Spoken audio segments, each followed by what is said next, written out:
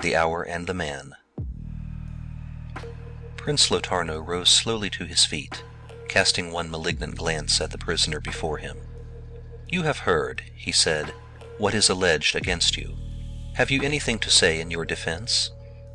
The captured brigand laughed. "The time for talk is past," he cried. "This has been a fine farce of a fair trial. You need not have wasted so much time over what you call evidence. I knew my doom when I fell into your hands. I killed your brother. You will kill me.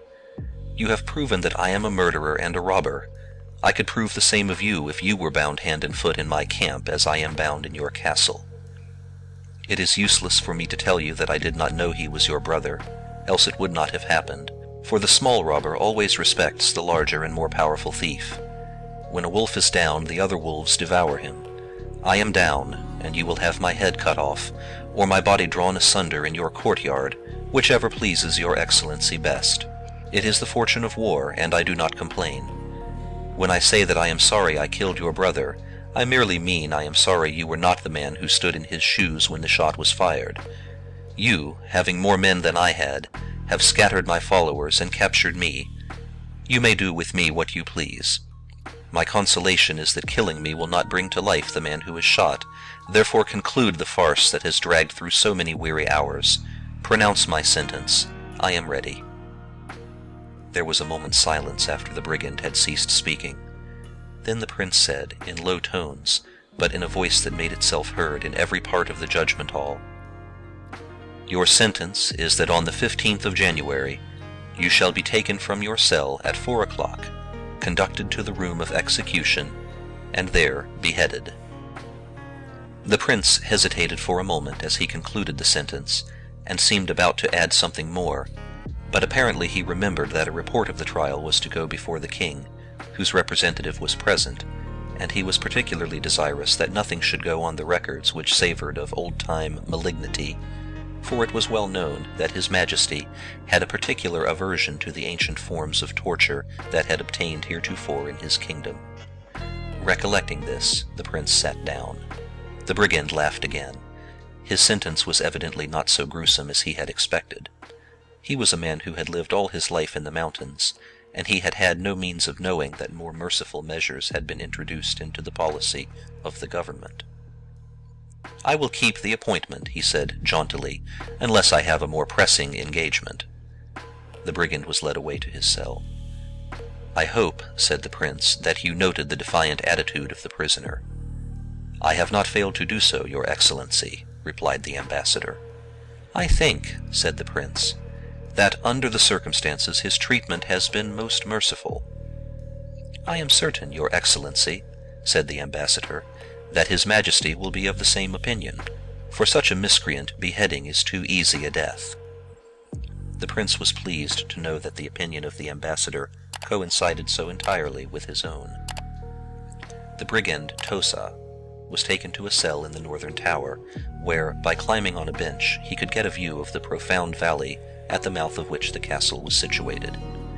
He well knew its impregnable position, commanding, as it did, the entrance to the valley. He knew also that if he succeeded in escaping from the castle, he was hemmed in by mountains practically unscalable, while the mouth of the gorge was so well guarded by the castle that it was impossible to get to the outer world through that gateway. Although he knew the mountains well, he realized that, with his band scattered, many killed, and the others fugitives, he would have a better chance of starving to death in the valley than of escaping out of it. He sat on the bench and thought over the situation. Why had the prince been so merciful? He had expected torture, whereas he was to meet the easiest death that a man could die. He felt satisfied there was something in this that he could not understand. Perhaps they intended to starve him to death, now that the appearance of a fair trial was over. Things could be done in the dungeon of a castle that the outside world knew nothing of. His fears of starvation were speedily put to an end by the appearance of his jailer with a better meal than he had had for some time, for during the last week he had wandered a fugitive in the mountains until captured by the prince's men, who evidently had orders to bring him in alive. Why then were they so anxious not to kill him in a fair fight if he were now to be merely beheaded? "What is your name?" asked Tosa of his jailer. "I am called Paulo," was the answer. "Do you know that I am to be beheaded on the 15th of the month?" "I have heard so," answered the man. "And do you attend me until that time?" "I attend you while I am ordered to do so. If you talk much, I may be replaced." "That, then, is a tip for silence, good Paolo," said the brigand. "I always treat well those who serve me well. I regret, therefore, that I have no money with me, and so cannot recompense you for good service." "That is not necessary," answered Paolo. "I receive my recompense from the steward." "Ah, but the recompense of the steward and the recompense of a brigand chief are two very different things. Are there so many pickings in your position that you are rich, Paolo?" "No, I am a poor man." "Well, under certain circumstances I could make you rich." Paolo's eyes glistened, but he made no direct reply. Finally he said in a frightened whisper, "I have tarried too long. I am watched. By and by the vigilance will be relaxed, and then we may perhaps talk of riches." With that the jailer took his departure. The brigand laughed softly to himself. "Evidently," he said, "Paolo is not above the reach of a bribe. We will have further talk on the subject when the watchfulness is relaxed." And so it grew to be a question of which should trust the other. The brigand asserted that hidden in the mountains he had gold and jewels, and these he would give to Paolo if he could contrive his escape from the castle. "Once free of the castle, I can soon make my way out of the valley," said the brigand. "I am not so sure of that," answered Paolo. "The castle is well guarded, and when it is discovered that you have escaped, the alarm bell will be rung, and after that not a mouse can leave the valley without the soldiers knowing it." The brigand pondered on the situation for some time, and at last said, "I know the mountains well." "Yes," said Paolo, "but you are one man, and the soldiers of the prince are many. Perhaps," he added, "if it were made worth my while, I could show you that I know the mountains even better than you do." "What do you mean?" asked the brigand in an excited whisper. "Do you know the tunnel?" inquired Paolo, with an anxious glance towards the door. "What tunnel? I never heard of any, but it exists, nevertheless. A tunnel through the mountains to the world outside." "A tunnel through the mountains? Nonsense!" cried the brigand. "I should have known of it if one existed. The work would be too great to accomplish." "It was made long before your day, or mine either. If the castle had fallen, then those who were inside could escape through the tunnel. Few knew of the entrance. It is near the waterfall up the valley, and is covered with brushwood. What will you give me to place you at the entrance of that tunnel?" The brigand looked at Paolo sternly for a few moments. Then he answered slowly, "Everything I possess." "And how much is that?" asked Paolo. "It is more than you will ever earn by serving the prince." "Will you tell me where it is before I help you to escape from the castle and lead you to the tunnel?" "Yes," said Tosa. "Will you tell me now?" "No. Bring me a paper tomorrow, and I will draw a plan showing you how to get it." When his jailer appeared, the day after Tosa had given the plan, the brigand asked eagerly, "Did you find the treasure?" "I did," said Paolo quietly. "And will you keep your word? Will you get me out of the castle?" "I will get you out of the castle and lead you to the entrance of the tunnel, but after that you must look to yourself." "Certainly," said Tosa. That was the bargain. Once out of this accursed valley, I can defy all the princes in Christendom. Have you a rope?" "We shall need none," said the jailer.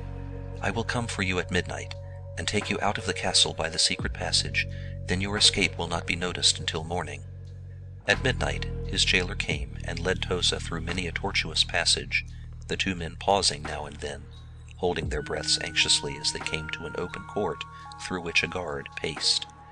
At last they were outside of the castle at 1 hour past midnight. The brigand drew a long breath of relief when he was once again out in the free air. "Where is your tunnel?" he asked, in a somewhat distrustful whisper of his guide. "Hush," was the low answer. "It is only a short distance from the castle, but every inch is guarded, and we cannot go direct. We must make for the other side of the valley, and come to it from the north." "What?" cried Tosa in amazement. "Traverse the whole valley for a tunnel a few yards away?" "It is the only safe plan," said Paolo. "If you wish to go by the direct way, I must leave you to your own devices." "I am in your hands," said the brigand with a sigh. "Take me where you will, so long as you lead me to the entrance of the tunnel." They passed down and down around the heights on which the castle stood, and crossed the purling little river by means of stepping stones. Once Toza fell into the water, but was rescued by his guide. There was still no alarm from the castle as daylight began to break. As it grew more light, they both crawled into a cave which had a low opening difficult to find, and there Paolo gave the brigand his breakfast, which he took from a little bag slung by a strap across his shoulder. "What are we going to do for food if we are to be days between here and the tunnel?" asked Toza. "Oh, I have arranged for that, and a quantity of food has been placed where we are most likely to want it. I will get it while you sleep." "But if you are captured, what am I to do?" asked Toza. "Can you not tell me how to find the tunnel, as I told you how to find my treasure?" Paolo pondered over this for a moment, and then said, "Yes, I think it would be the safer way. You must follow the stream until you reach the place where the torrent from the east joins it. Among the hills there is a waterfall, and halfway up the precipice on a shelf of rock there are sticks and bushes. Clear them away, and you will find the entrance to the tunnel. Go through the tunnel until you come to a door which is bolted on this side. When you have passed through, you will see the end of your journey."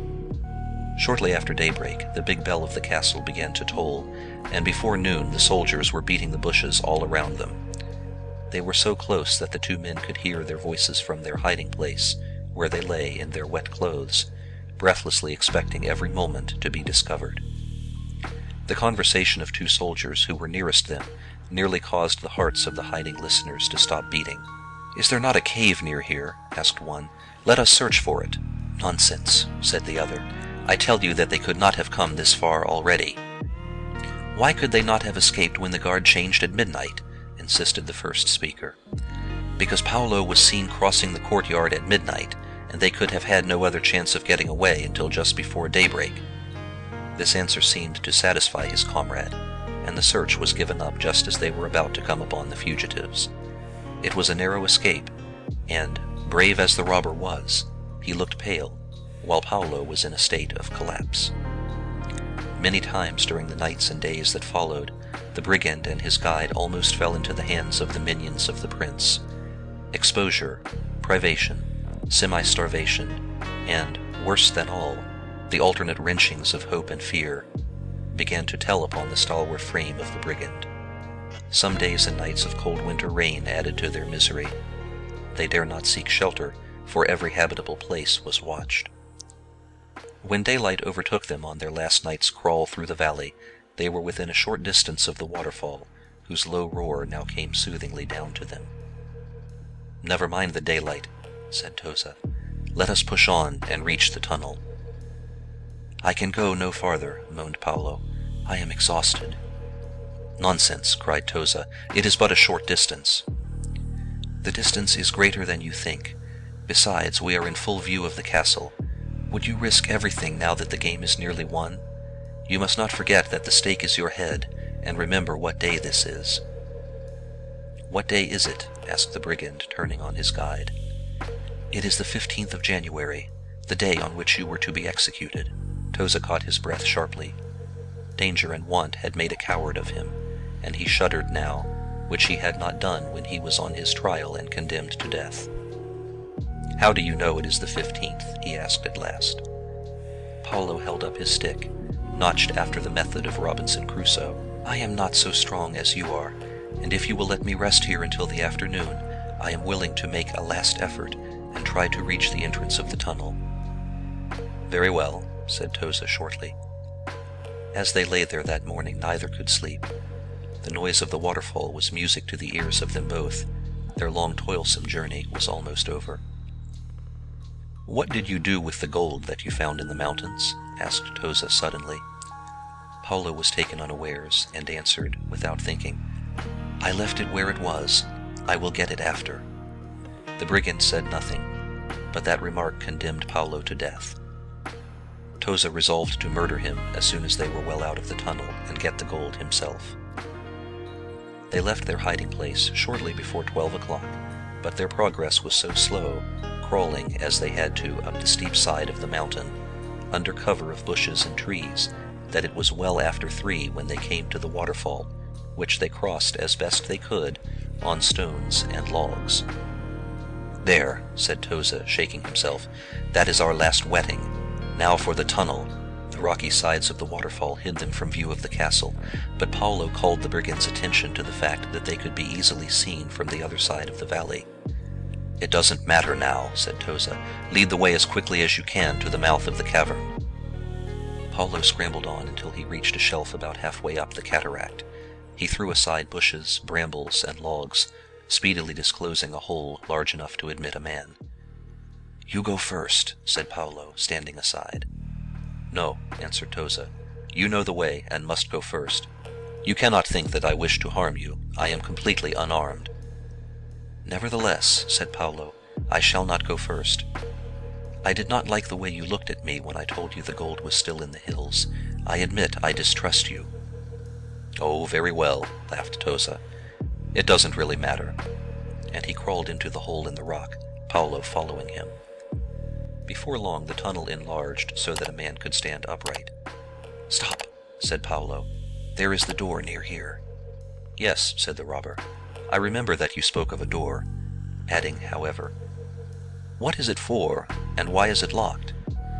"It is bolted on this side," answered Paolo, "and we shall have no difficulty in opening it." "What is it for?" repeated the brigand. "It is to prevent the current of air running through the tunnel and blowing away the obstruction at this end," said the guide. "Here it is," said Toza, as he felt down its edge for the bolt. The bolt drew back easily, and the door opened. The next instant the brigand was pushed rudely into a room, and he heard the bolt thrust back into its place, almost simultaneously with the noise of the closing door. For a moment his eyes were dazzled by the light.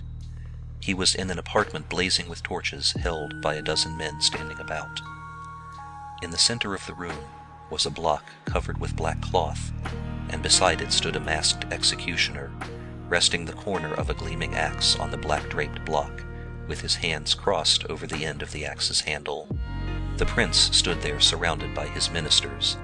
Above his head was a clock, with the minute hand pointed to the hour of 4. "You are just in time," said the prince grimly. "We are waiting for you."